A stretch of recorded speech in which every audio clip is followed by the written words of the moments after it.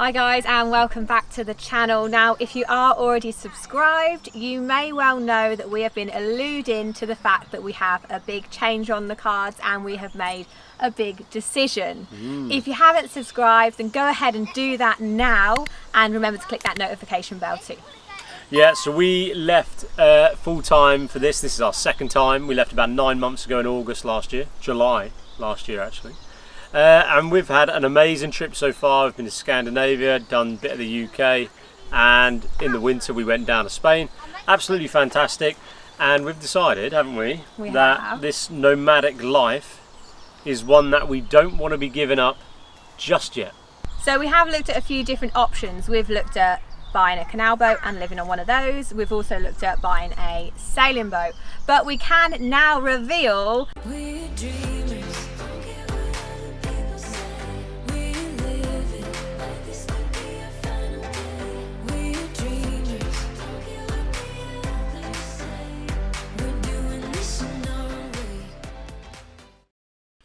Okay, so when we were back in December last year, we actually went and had a look at some canal boats, didn't we?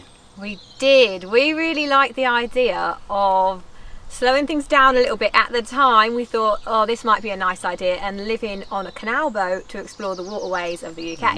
And that looked a really good option. We looked at a few different layouts, we had a look at a few boats, the price ranges were good, but we don't think that the canal boat is the right move for us. Maybe a bit too slow, and I don't know, I just feel a bit restricted within the canal network. That's it, restricted by the actual water itself. Being on the road is very different. You can go anywhere you like, can't you? And there's loads of places we do still want to explore, even though it would be quite peaceful being on a canal boat, I imagine. And if you're on a canal boat in the UK, you have to deal with winter in the UK. Don't know if I want to be doing that. No. So we're not doing that. Nope. So we also looked at the idea of buying a sailing boat. Yes. Deal. No, we aren't going to be doing that, but that is something that we do really want to do at some point, isn't it? Sailing is the big dream of ours. It is what we want to do in, well, it's what we want to do before the kids disappear. So, you know, make sure, even if it's for 10 years time, just subscribe now. You won't miss any of that. So no, we will be getting a sailing boat at some point and doing it, and it is the big dream. We love the idea of it, but at the minute we feel the kids are young. Also, there is a technicality. We don't actually know how to sail, which that's a big technicality, I think. Yeah, big problem. Maybe. So we'll work towards achieving that goal for the future, I think. Absolutely. So we're not going to do that yet. Motorhome. So we did look at a few motorhomes just last week, actually. We did. And what's going on with the prices of motorhomes? Insane. And also, I'm gonna, if you work in the motorhome industry, I'm gonna have a little bit of a rant at you now. He's not happy. I'm not happy. He's really not. No, because motorhome layouts, you see like 6-berth motorhome. You're like, oh, that's fantastic, 6-berth motorhome, 4 seatbelts. What's the point? Like, what's the point in that? The mind boggles. There's no point in logic. that. So if you design motorhomes for a living, you need to get better at maths. Or if you know why they do that, because we can't figure it out, let us know, because we're baffled. Yeah. Maybe someone walks. Maybe there's maybe someone cycles for behind. I don't understand it. Kids just like on the roof. Yeah. So if I just don't get it. It just doesn't fathom me. 6 beds, 4 seatbelts doesn't make sense. But anyway, one thing we do find with the motorhomes, there's some great family layouts, but when you've got 3 kids, it suddenly becomes very, very difficult, and they don't get their own space. So even though there's like an extra bed here, or a bed or a sofa that turns into a bed, there's not much extra permanent space for the kids to call their own. So that's a motorhome out the window. We're not going to get a motorhome. So we're going to buy a lorry! Woohoo! Yeah, that's right. So we are going to be getting a 7.5-ton lorry to convert ourselves into our next family camper, aren't we? We are. We're really looking forward to it. It's just going to give us loads more space. This van has done us really well. It's a super van, isn't it? It's a really good van. But it was never meant for permanent living. It's great for a short period of time, but not permanently. So we need something that's going to suit us for the long term.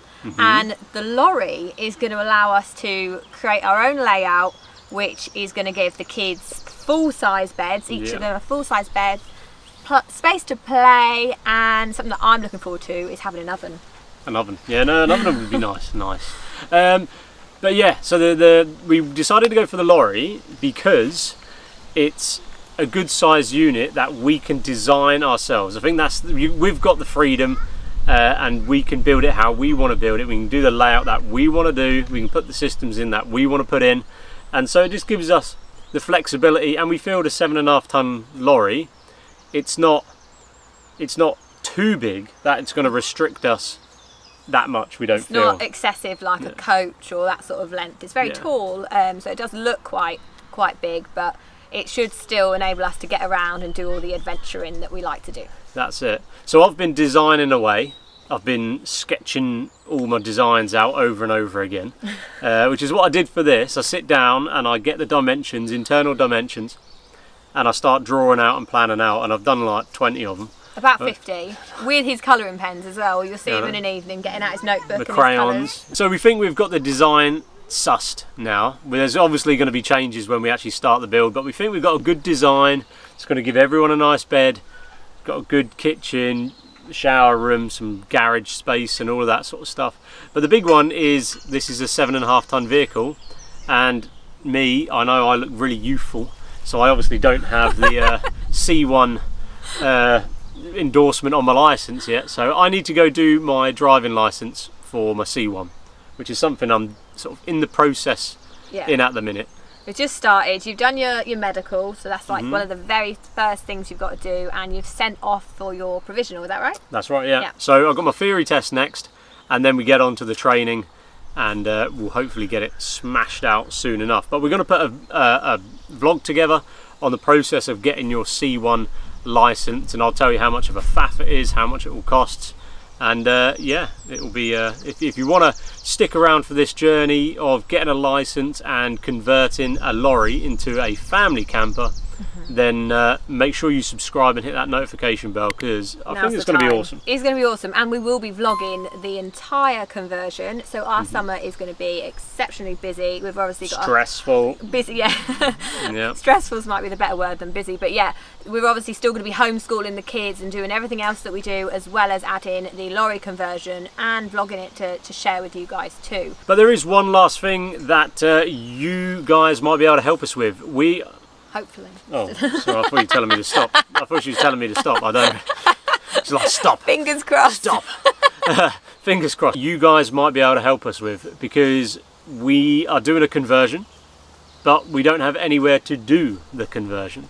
So we're looking for a piece of land that we can live in this and do a conversion for about 8 to 10 weeks during the summer.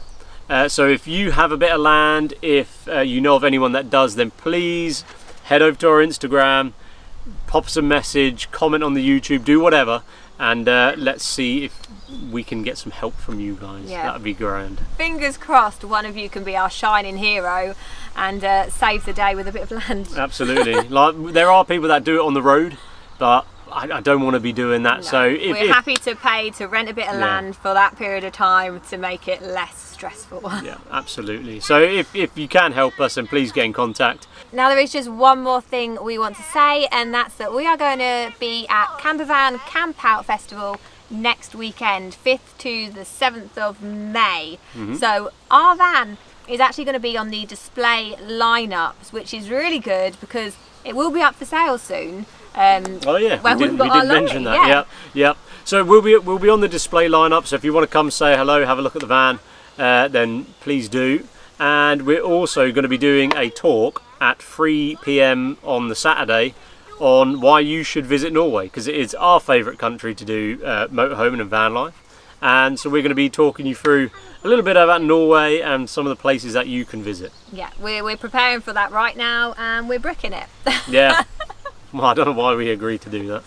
But it should be good fun. It should be good fun, and hopefully you guys can gain something from that talk as well. So I think that's it. I think that's everything. I think that wraps it up. So make sure you do let us know your thoughts on our choice of going for a 7.5 ton lorry in the comments. and make sure you do subscribe, hit that notification bell, because all the support is really, really good. And yeah, we'll see you guys next week.